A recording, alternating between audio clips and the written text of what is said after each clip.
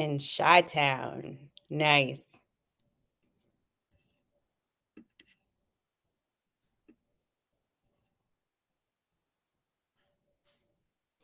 Well, hello, everyone, and welcome to the Education Trust Virtual Bootcamp.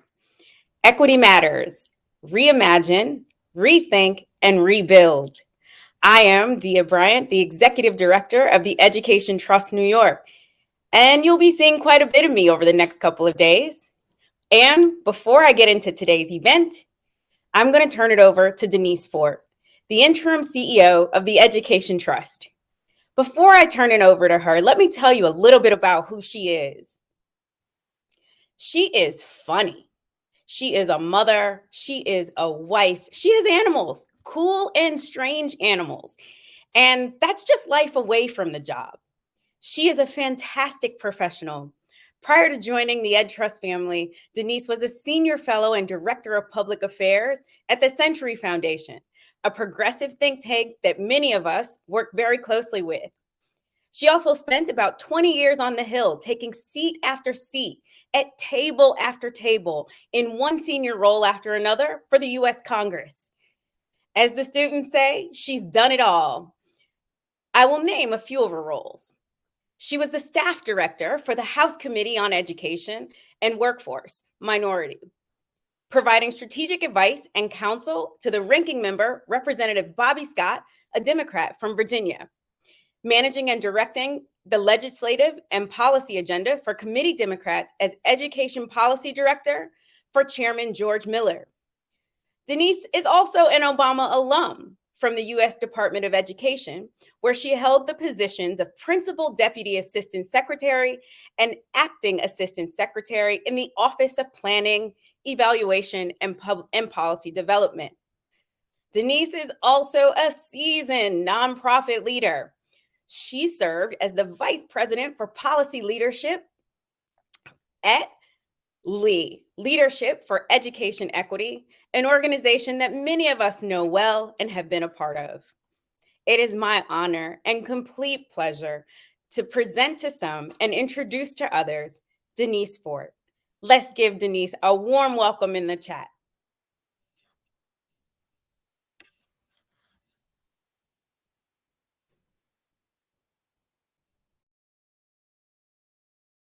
Hi, everyone. And Dia, thank you so much for that wonderful introduction. I felt fully welcomed, and now you've shared a whole bunch about me that I hope folks, they'll learn more about me later. But yes, I am a mother of two young, thriving boys who are amazing. I get to see a ton of animals in my DC neighborhood, which is somewhat odd. I have an affection for groundhogs, also odd. But we have a dog and a cat. Thank you for asking, Corey, and a leopard gecko. So shout out for the leopard gecko. I am so thrilled to be back here again with you all. It has been too long. And while we're not there in person with each other, I hope that you will find this virtual setting as invigorating and exciting and energizing that I do. Together, as you guys know, we can bring that impact, we can bring that change. And even over this tough past year, we are seeing exciting examples of that change. But I'm just thrilled to be here with you all. And I just want to take a few minutes just to talk about the next 2 days for our Equity Matters Bootcamp, where we're going to reimagine, rethink, and rebuild. We really hope that these sessions you attend will revitalize you, rejuvenate you, and energize you as you continue to advocate for equity and justice in your state. As we are all aware, it has been really difficult, tough times. More than 19 months into this pandemic, COVID-19 and its Delta variant still are wreaking havoc globally and across the country. And it seems that wherever we turn, issues relating to our students' lives are being hotly debated, resulting in a concerning spike in harassment and threats against teachers and school board members. Should teachers and children wear masks in school? Should educators teach students about systemic racism and the United States troubled history with race and inequality. How should COVID-19 recovery money be used to address unfinished learning? How should our students' socio-emotional needs be met? And as advocates, we must demand that our leaders get the answers to these questions right, because our students' health and academic well-being depend on it. The good news is that earlier this year, Congress passed the American Research Plan Act, which provides almost $125 billion for education, including at least $109 billion that goes directly to local school districts. This is an unprecedented investment in education, providing states and school districts with a chance to close opportunity gaps that existed long before COVID-19, especially for students of color, students from families with low income, English language learners, students with disabilities, and students experiencing homelessness.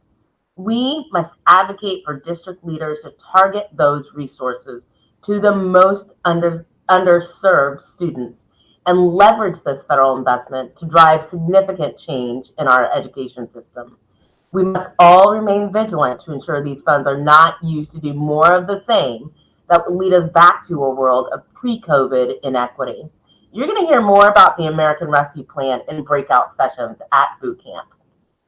And as you're also aware, legislators in at least 21 states, many of you are here today from those states, and those legislators have introduced bills that would restrict how teachers can talk about race and systemic racism with their students. This push is organized, it is funded, and it is strategic. We are committed to continuing the fight in areas where this challenge is playing out. Some states, Kentucky, Texas, and Tennessee, among others, have passed legislation regarding what can and can't be taught in schools, in some cases explicitly naming critical race theory.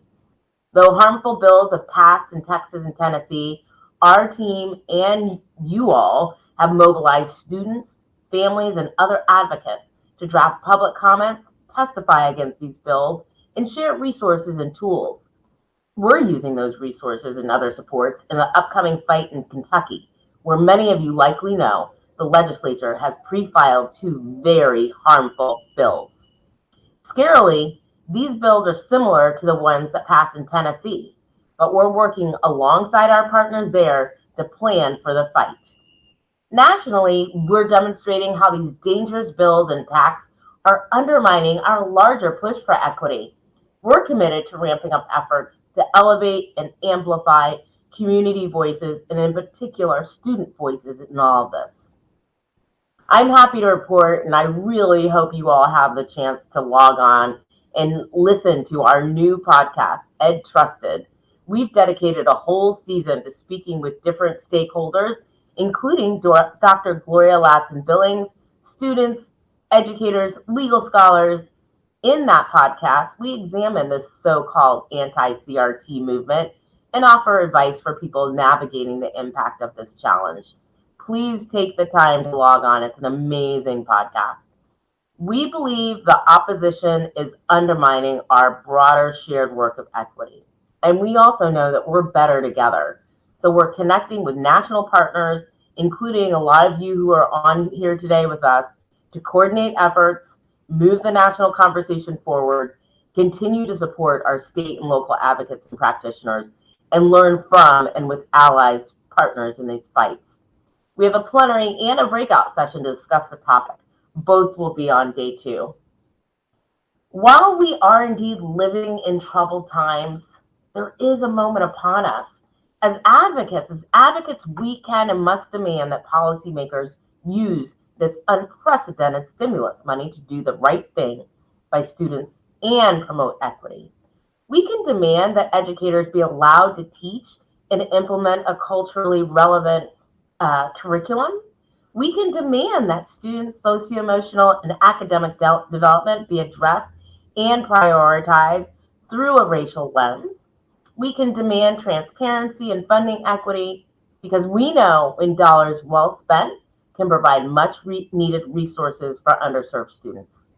Many sessions are offered during this bootcamp to equip you better to reimagine, rethink, and rebuild for the challenges that lay ahead. Civil rights pioneer Dr. Dorothy Height once said, "We have to recognize that we have a long way to go, but we have to go that way together." And as advocates, as fierce advocates, together we can make change happen.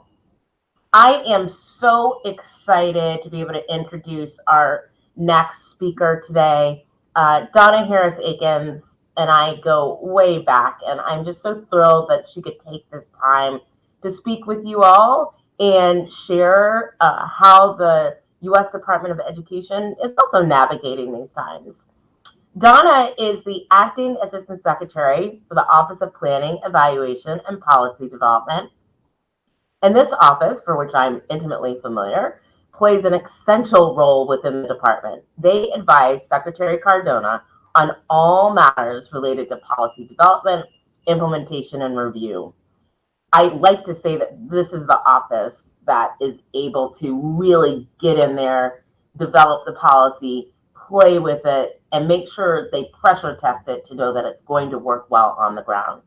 For example, her team provided guidance and with the CDC to safely get more students back into school buildings this academic year.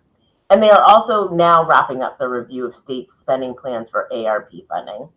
She has a wealth of experience pushing for better education for the nation's most underserved youth, including her advocacy at the National Education Association and serving as the member of the Education Agency Review Team, which is a highly sought after team which gets to get into the building much sooner and really start laying the path forward. But most important, and I really am just thrilled that, Donna has been a trusted friend working with the Education Trust, working with our partners, and working with me. So Donna, I'm just, again, thank you so much for taking the time to share some time with us during this boot camp. We're all eager to hear from you about the department's education priorities so that together we can reimagine, rethink, and rebuild. And with that, I'd like to pass the virtual mic to Ms. Harris Aikens.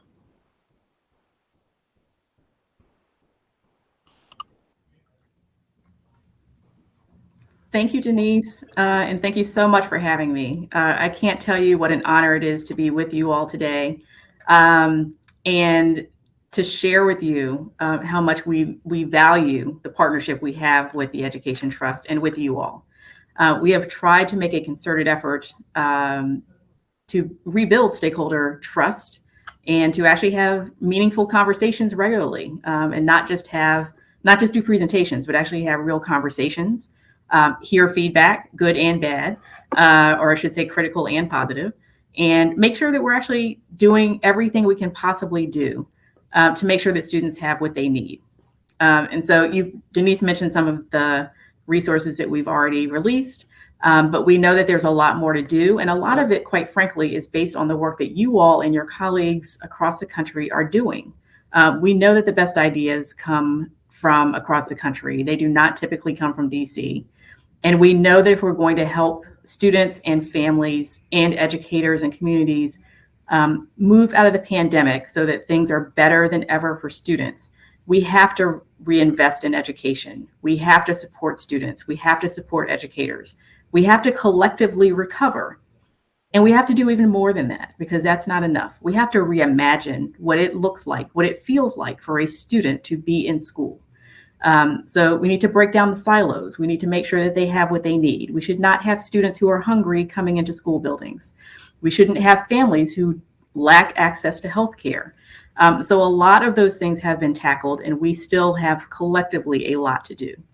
And we know we've seen extraordinary efforts by states, by districts, by schools, by educators and families to support students' learning through a really challenging time. And no one can overstate that. And I know you all have seen this firsthand. Many schools have already implemented strategies to effectively reduce the spread of COVID so that students can stay in classrooms, so that communities can stay safe. And those efforts have been remarkable, and we're excited to see them continue. But we also know, and I know that you all know this as well, that despite those heroic efforts, the pandemic has led to increased absences, fewer learning opportunities, And kids are going hungry, and there's more social isolation. And as Denise mentioned, there are far too many underserved students, and we have a collective responsibility to create a new future for them and for all students in our schools. And that's where your work and your voices come in. The Education Trust excels in effective advocacy, and I know you all know this. And so together we can hold all leaders accountable, and that includes the Department of Education. If you don't believe we're doing enough, I suspect you will let us know. And if there's more that you need, more that you believe we should be thinking about, I know that the Education Trust community will let us know. And we actually welcome that feedback. We believe that that's a good thing because we don't have all the great ideas. And we expect that we will be in authentic partnership with you all and other trusted partners in the education community. And so the department is committed to working with leaders like you to make sure that critical voices are at the table. Again, not just to listen, not just to hear, but you're actually at the table to help us build what the future looks like. Because we know that it starts in communities across the country where you all are leaders. Because we all believe in the power of our kids and we all believe in their futures. And so we want to support you. We want to listen to you because we know it's our responsibility. And quite frankly, it's our actual commitment in this administration to do a much better job of connecting with stakeholders in the education community. And we know that that's what's right for our students. We know that there are billions of dollars in our schools, in our states right now, because of the American Rescue Plan, because of the dollars and the commitments that were made by members of Congress and by stakeholders like you all who demonstrated the need. And for our students, including those who are underserved, we want to make sure we are doing all that we can to make sure that those dollars are spent not just well, but they're actually meant as an investment in reimagining our education community from early ed through K-12 to post-secondary and making sure that we are actually strengthening the system even as we recover, even as we are trying to make sure we move past this pandemic. And so for that, I thank you for being partners and very much look forward to future conversations, and congratulations on all you have done thus far and all the success you all have had in reimagining the futures for our students. And thank you for having me again, and I'll turn it over to Dia. Thank you so much, Donna and Denise, for such beautiful and moving remarks. We will definitely carry those words with us through the sessions for the next 2 days. Now let's jump into a little bit of housekeeping. For everyone to have the best experience, we encourage you to be viewing this event from Google Chrome. If you need any assistance, you can email our fantastic IT team at helpdesk@edtrust.org. Second, I'll be honest, I am from a call and response culture, and it's always nice to have a good or affirmation when something resonates. And for that reason, we ask that if a speaker says something that really resonates with you or something that you know you're going to carry with you, show them some love in the chat. Give them something to know that they're actually showing up and giving you what you need. Let's continue to affirm them so that people know that we are a part and not just alone. I would be remiss if I did not take a moment to acknowledge 2 of our colleagues that we miss dearly here at the Education Trust. The first, Kathy Daniels, the Education Trust Chief Operations Officer, who lost her battle sadly a few months ago to cancer. I had the pleasure of working with Kathy during my role transition. I'll never forget when she said to me, "I'm the person you reach out to if you're having a bad day, or if you don't know what to do, and you know how to find me." She shared lots of funny stories and always kept it, as the kids say, 100. The second is Dr. Andrew Nichols, who also lost his battle to cancer. I didn't have an opportunity to meet Drew in person, but I feel like he's a brother in my head. So many of our colleagues tell stories of his brilliance, highlighting his positivity and encouraging nature, even in dire circumstances. The Education Trust family is lucky to have been graced by these brilliant beings. and may they rest well amongst other esteemed ancestors. Today's event will push us all to deepen our commitment to equity.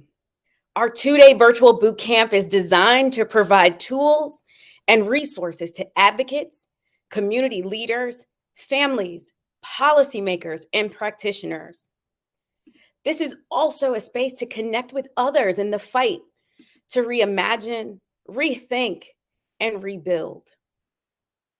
We'll cover a wide array of topics: school funding, addressing the backlash on equity and critical race theory, early intervention in early childhood education, school nutrition, Black student debt, creating winning messages, the latest, the unprecedented federal funding, aid provided to states, and much, much more.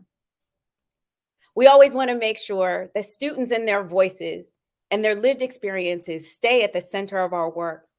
And this is why we started a tradition of kicking off our boot camps, hearing from and listening to our most important stakeholder, the students.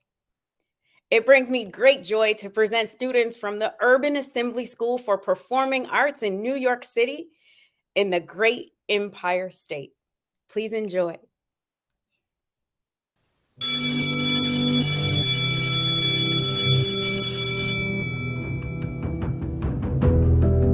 What I see in the current youth is I see innovators and I see amazing creatives. The students that I work with right now are students who have amazing voices and they're passionate. They have no problem showing who they are, and I think that our entire world can learn from that. Learning how to be truly authentic in your own identity and sharing that with the world.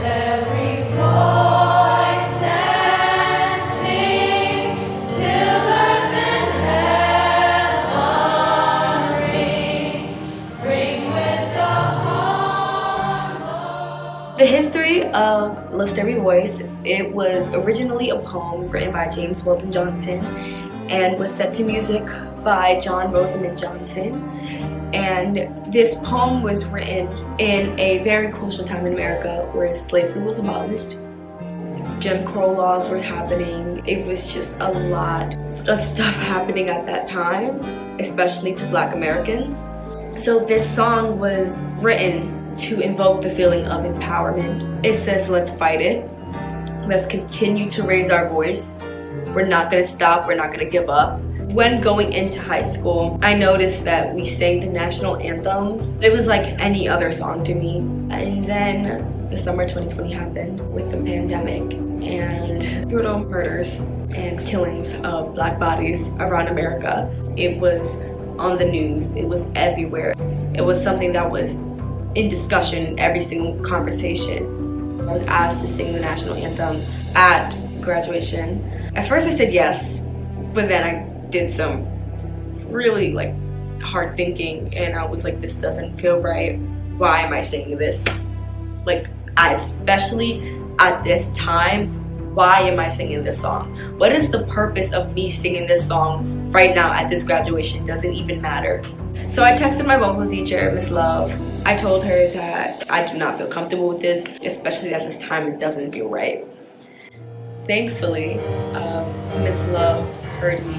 Lift every voice and sing till earth and heaven ring. Bring with the harmonies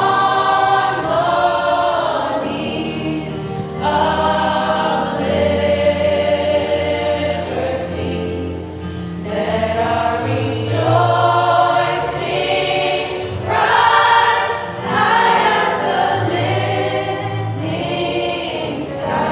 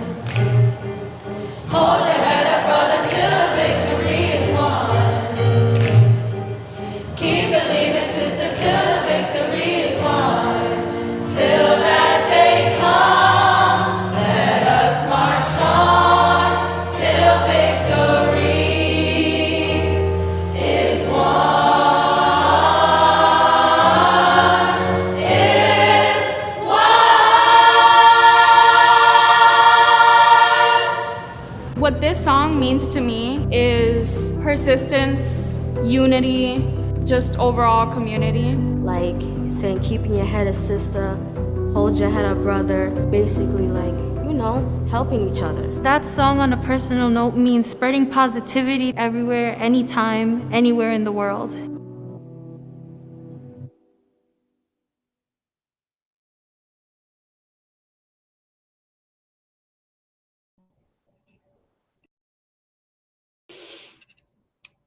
Wow. The chat is going off. And it seems that video moved quite a few of us. Listen, having been in a classroom, been in schools for most of my career, I know and believe that our students will show us the way. There's so much that we can learn from them, and the video shows us all of it. With that, I hope that you are inspired for the time ahead. And we are going to head into our opening discussion, which is titled Policy Advocacy for the School Principals Our Students Deserve. In this session, we are going to try to build upon our understanding of the importance of school principals and the kinds of state policies that ensure that schools serving children of color and those from low-income backgrounds have well-trained and well-supported principals capable of leading school improvement. Leading this conversation is our moderator, our colleague, and my friend, Dr. Marissa Alberti. She began her career in education as a pre-K teacher in Tulsa, Oklahoma. How symbolic. Then in Washington, D.C., as a middle school teacher. She later returned to Oklahoma City to lead professional learning and coach new teachers as the director of family and community partnerships at Teach for America. She went on to become the chief of staff, steering the region toward a vision and strategy rooted in community partnership, as well as led diversity, equity, and inclusion initiatives for the organization. Dr. Alberti joined the Education Trust as a doctoral resident in 2020, and she just couldn't get enough. So now she serves as the Senior Associate for National and State Partnerships. It is my pleasure to present to you my Harvard sister, Dr. Marissa Alberti. Thanks so much, Dia, and good afternoon, everyone, or good morning to our West Coast folks. And I'm, still processing that beautiful video, and it just makes me think about the fact that a really strong student that is empowered and whose voice matters. If you remember in the video, she said her teacher, her person at her school was the person that enabled her to make that decision.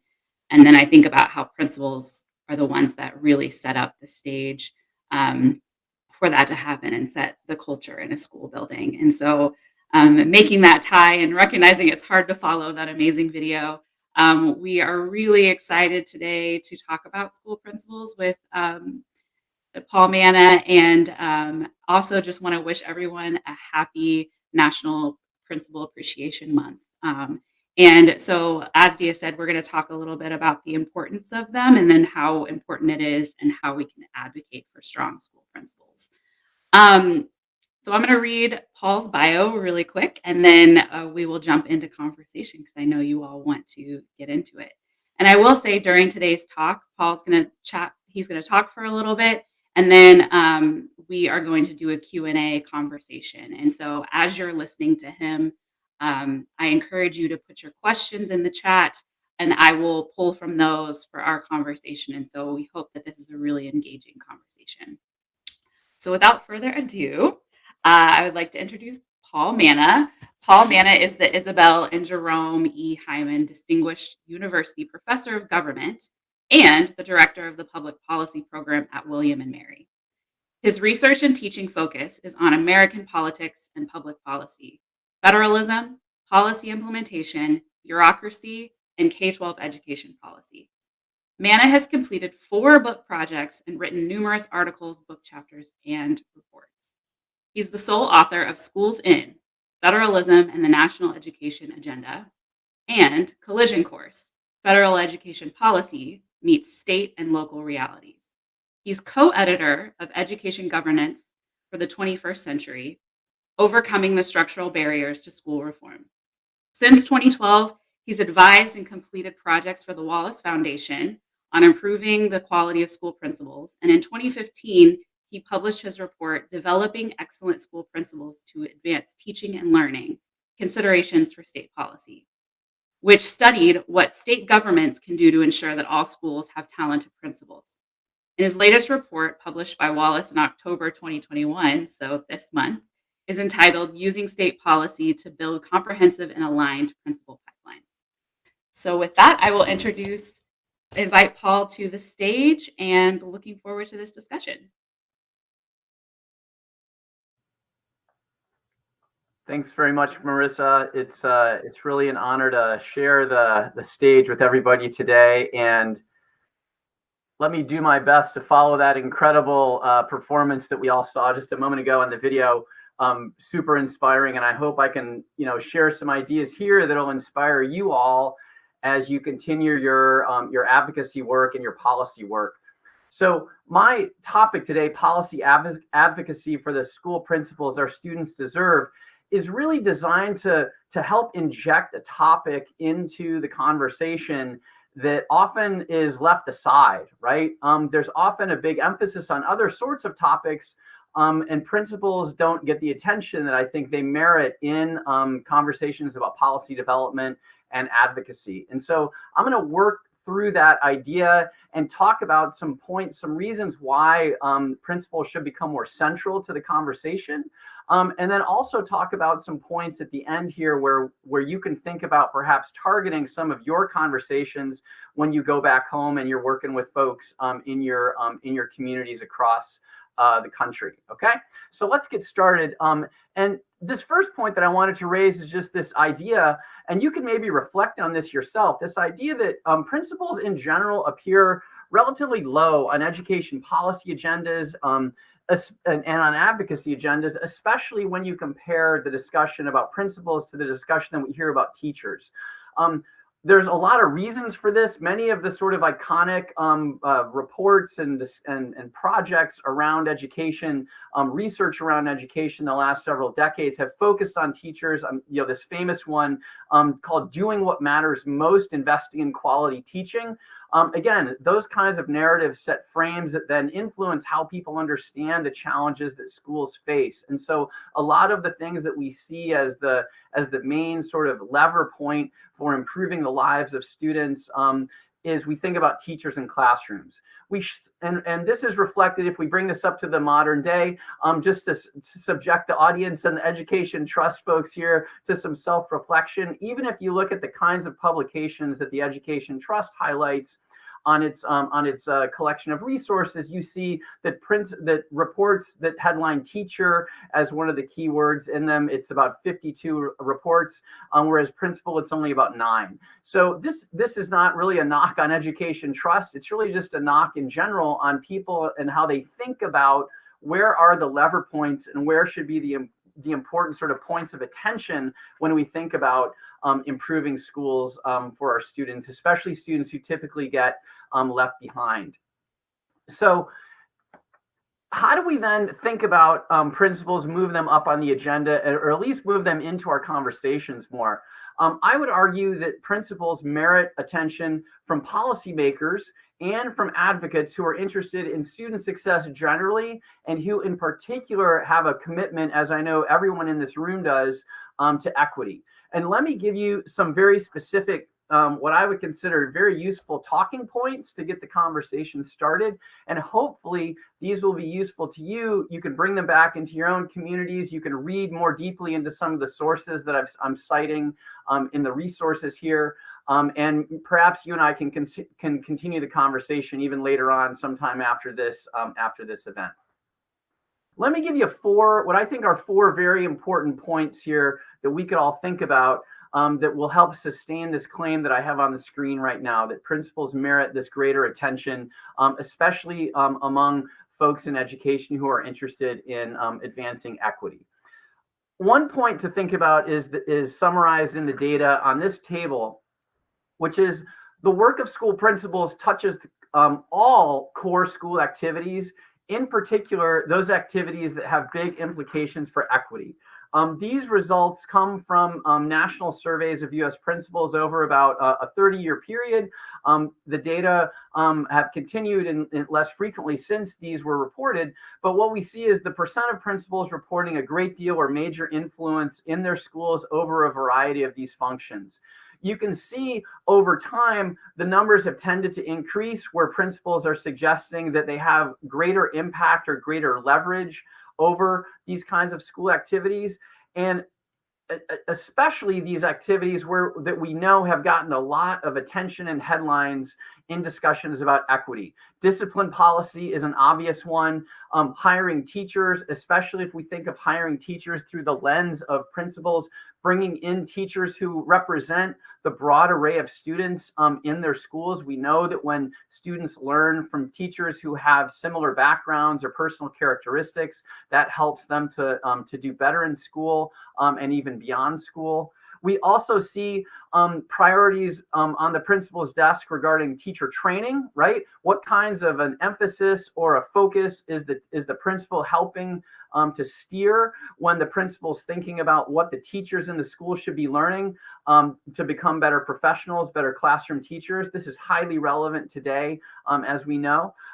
Also think about near the bottom of the chart, student performance standards. Are we setting high expectations for all children, regardless of their background? Are we making sure that Black and brown students and students of all ethnicities in our classrooms have access to AP coursework or advanced coursework, right? Are we not just leaving those to students who we, quote, assume are suited for those? Are we really making those doors open to everybody?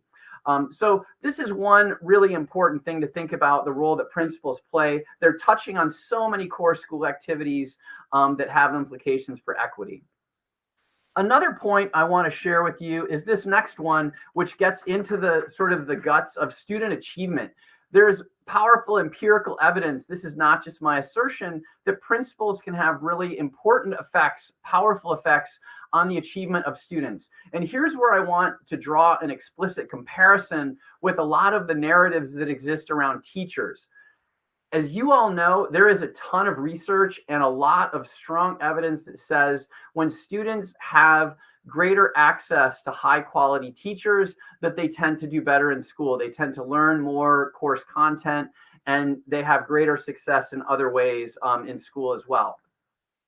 If we took that same sort of thinking, looking at teachers, we see in the results summarized in this chart, if a student moved from a teacher in the lowest 25th percentile of teacher quality to one in the highest 75th percentile, we see that equates to about 4 additional months of learning, almost 4 months of learning in math and almost 4 months of learning in reading. So for the students fortunate enough to have those excellent teachers at that high level percentile, we can see tremendous learning gains compared to students who have teachers who are of lower effectiveness.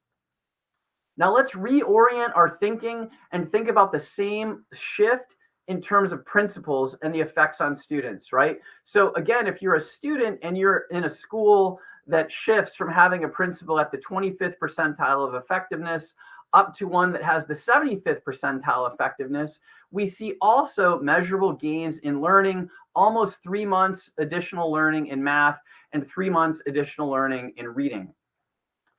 Now, you may look at these results and say, Paul, this kind of undermines your point about principals versus teachers. If we see more gains from excellent teachers, why are we suggesting a shift in emphasis on the principal?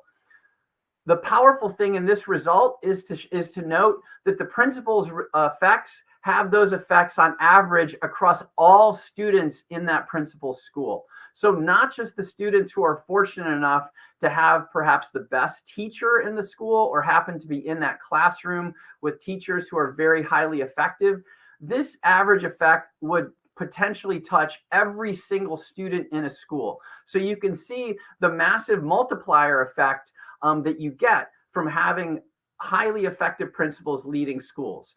Now, this obviously isn't because principals are in classrooms teaching all these students, but it's because of the overall effects that principals have by touching teacher development, motivating students, keeping schools safe, keeping schools with cultures where people want to come every day and learn and try to be the best they can be. So these are incredibly powerful effects that you see from effective principals that ripple across entire school buildings. They're not just confined to individual classrooms with individual teachers. So what this suggests is, as we think about continuing to do what we can do to make sure great teachers are in every classroom, we also want to be thinking about why it's powerful to have excellent principals leading every school. A third point that I wanted to mention here as well that ties really tightly into the conversations around equity is this idea of principal turnover.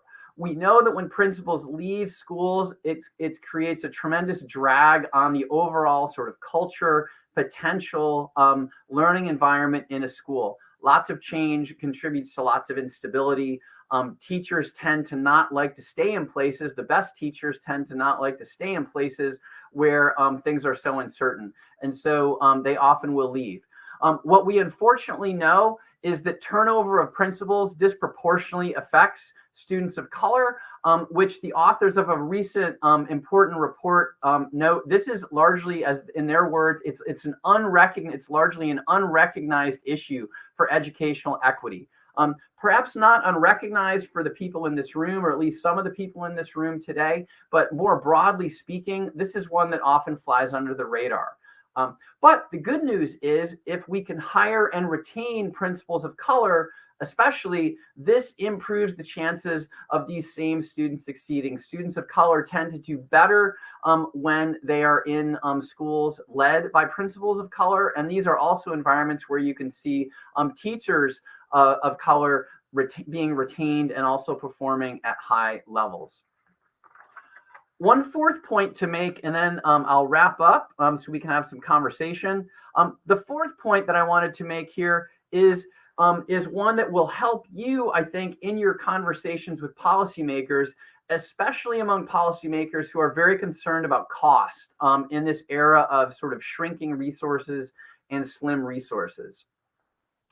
The evidence does show that from multiple sources that when local school districts in particular work strategically to develop principals, identify people who are likely to be successful in this job, bring them into the position, support them on the job with mentoring and opportunities for development, we see tremendous gains in student learning, especially in schools that previously had been low performing. We see better retention of those principals and teachers.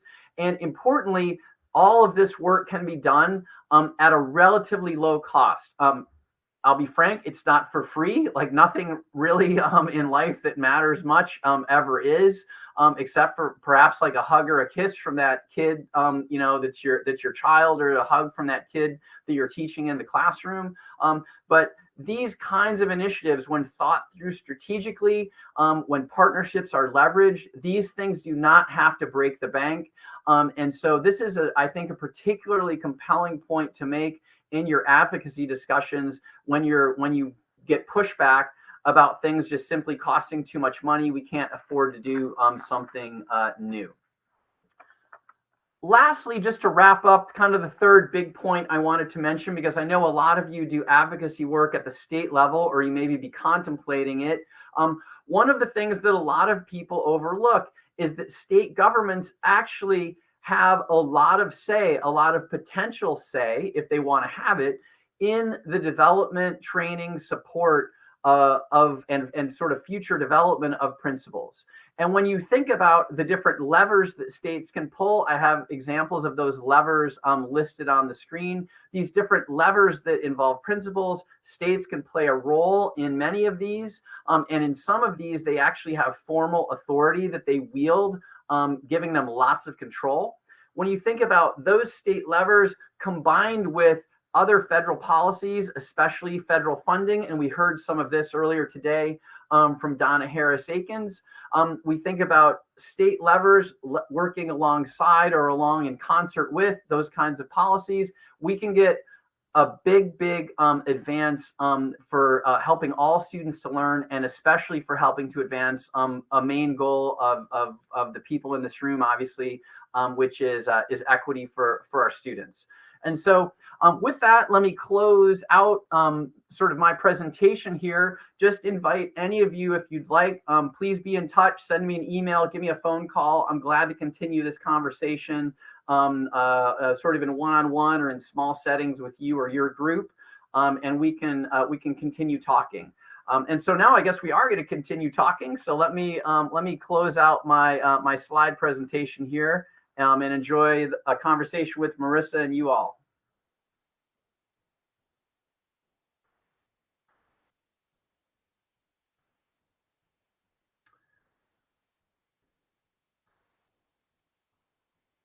Marissa, I think we're having trouble hearing you. Sorry.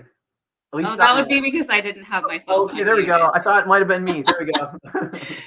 I was on a roll too. Thank you so much. And if you didn't see the chat, it was definitely blowing up with lots of reinforcement of what you were saying and the importance of principals, even some former principals here. So thank you to those who have been in that work. And one of the things that came up was that principals have played such a huge role in bringing schools, students, families, communities through this challenging time that we've had over the last few years. And so I think my first question, and while you're answering, I encourage others to put questions in the chat, is given our current moment where we're still enduring through this pandemic and efforts of recovery, what should advocates and state leaders keep in mind in regards to principals? What should be some of their top priorities in this moment? Sure. I have one idea, which honestly is a working hypothesis, and I think people in the field could maybe try to test it and see.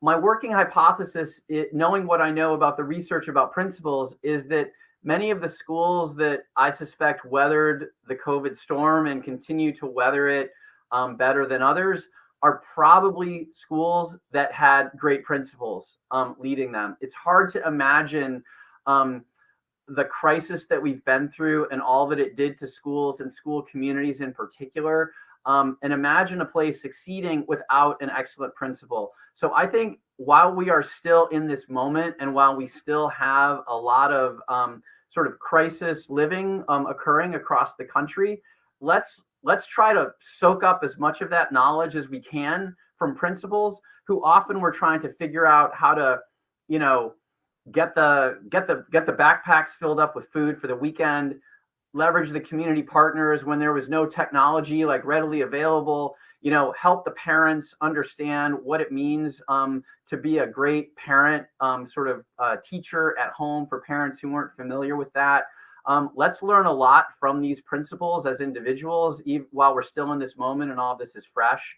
I think the second sort of broader thing, which speaks to policy discussion and policy advocacy, would be to because a lot of the language now is around school recovery, school improvement, school resilience.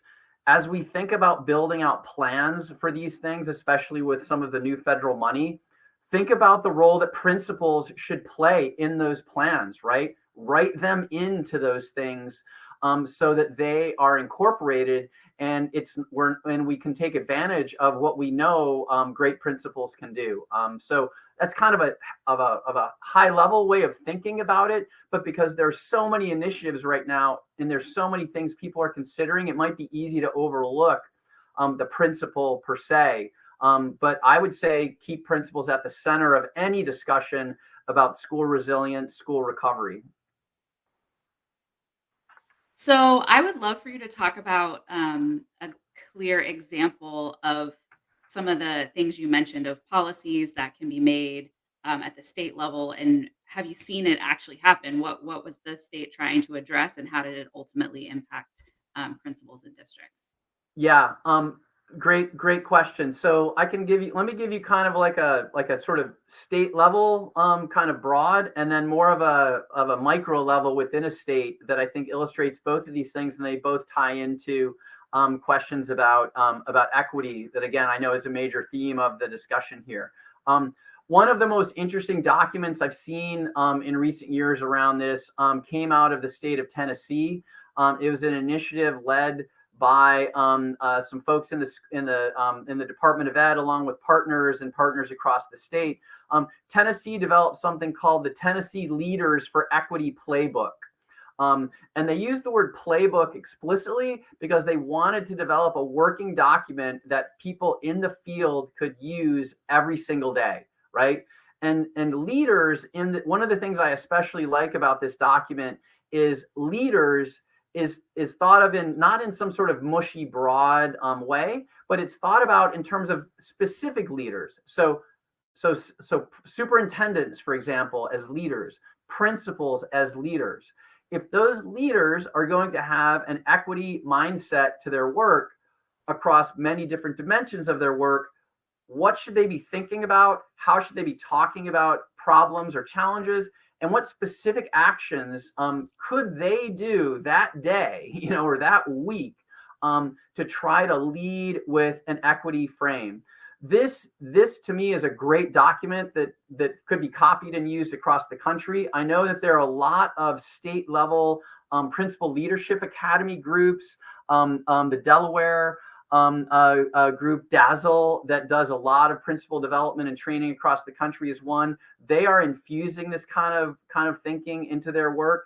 And so this is one good example of a state agency and its leaders taking some time to work in partnership across the state to develop this tool for people to use. Another example that I wanted to give that's still state focused, but it drills down a little bit more locally, is something coming out of North Carolina, an organization called the Northeast Leadership Academy at North Carolina State University. This is a leadership development program that was developed in partnership with the state government itself, with rural districts in the northeast part of North Carolina, which is where the organization gets its name.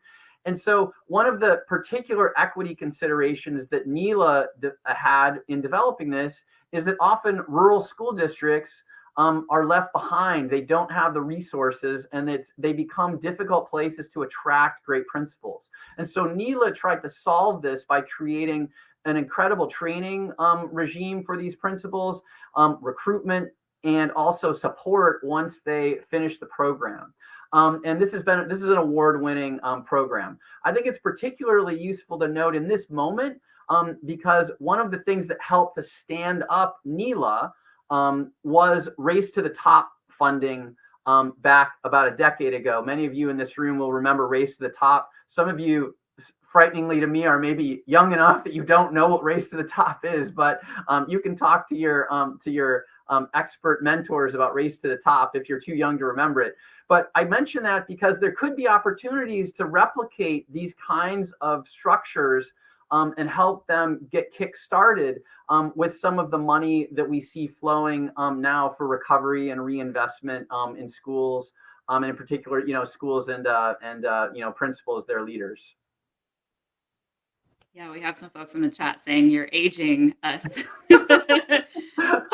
So one question one of our partners just asked, if I can find it, was to me, I'm thinking about principal retention. Chris Barclay, he says, how do we address the lack of training and supervision of principals? And then, because many times we see that principals move up to central office positions, and even if they weren't necessarily that successful. And I'm also thinking on the flip side, and then that is a void in principalship. So could you kind of speak to that of the actual training and support for principals? Yeah, and this is where I'm glad to, as I mentioned, continue the conversation, share out some more specific resources with people if they want to, reach out on that. But the part of the discussion that I provided in the presentation was about this idea of being strategic in principal development, hiring, mentoring, support, et cetera. And so I think part of the problem is that, who goes into the principalship? Well, it's a lot of people who self-select into it, or people who are in some network of friends in central office, and they weren't actually the best person for the job necessarily, right? And so part of this, solving this problem, begins with even just that recruitment point, And again, back to your point about the pandemic, Marissa, what should we be doing? One of the things I'd be doing if I were a principal is I'd be thinking, who are the teachers who've really stepped up and led, in this moment? I'd want those people to be my next assistant principal, or to be a principal colleague of mine in the school district. So if people right now in districts are not thinking about all of the talent that has shown itself, amidst this moment, like, this will be a huge missed opportunity, because there are a lot of people who never really knew it, that they'd be a great principal perhaps, but their actions proved it, right? This have proved it these last couple of years. The other thing that I would suggest that can help kind of shift this problem, and again, there's some evidence on this about principal supervisors. Policy advocates can really help here. Unfortunately, principal supervisors tend to be positions that are very bureaucratic, right? It's about oversight, checking boxes, making sure principals aren't messing up. And what principals end up having happen to them then is they live these isolated lives in many ways, as leaders of their schools, without a supportive or connected network. So one thing advocates can do is they can try to push back against, policies or initiatives that might continue to bureaucratize unnecessarily the work of principals and those supervisors, right?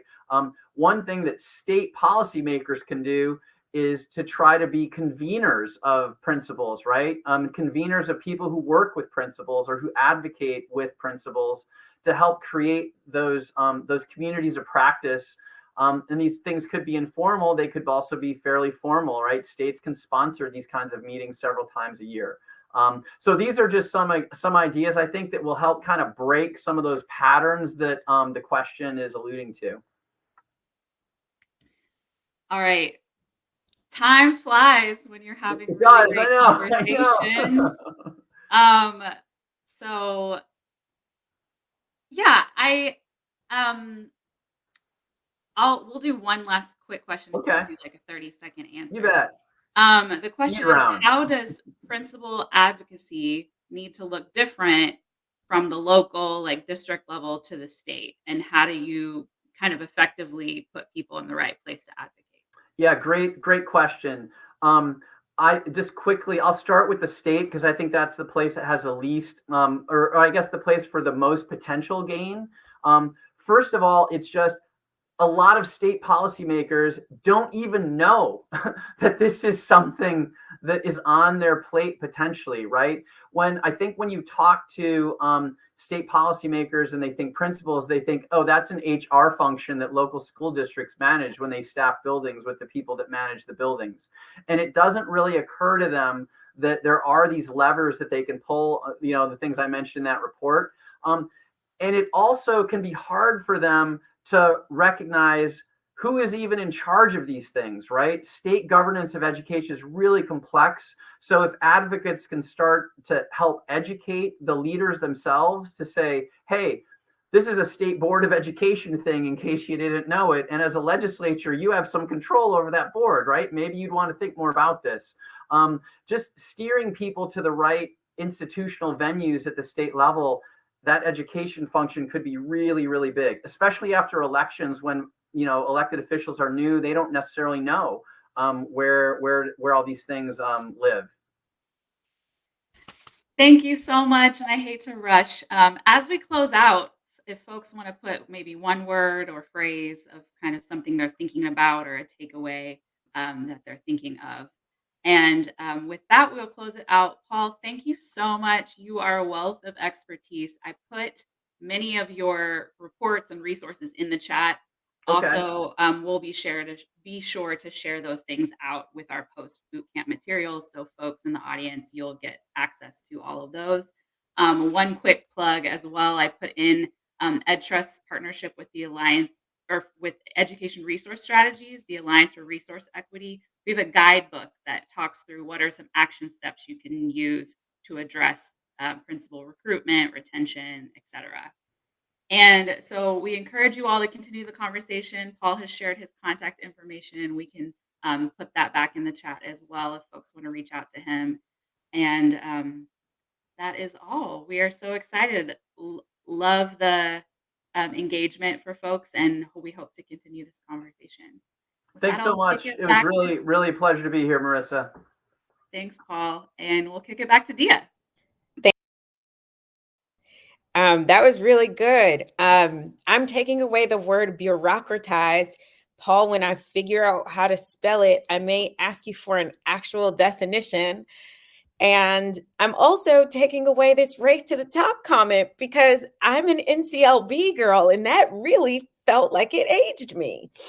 Anyway, great topic. As a former principal, I really appreciate the nudge to bring principals to the forefront and to think about the experiences that principals have, particularly during the pandemic. Great work, you two. All right, so now we're getting ready to go off into our sessions for the remainder of the day. As a preview, here's a bit of what you can expect. So we just finished our opening plenary from 1:30 to 2, and we're going to head into breakout sessions beginning at 2:10, the first one, and it'll go until 2:55. And then we'll have our second one from 3:05 to 3:50. After these workshops, please visit with your states at 4 o'clock, where we'll close the day with state time, and you can talk about specific things happening in the state that you advocate in. Also, if you get lost at any point, because there's a lot of clicking going on, feel free to just push the agenda tab on the screen, and that'll help you know where to go. Finally, I want to remind you that yesterday you received a link to the EdTrust virtual photo booth.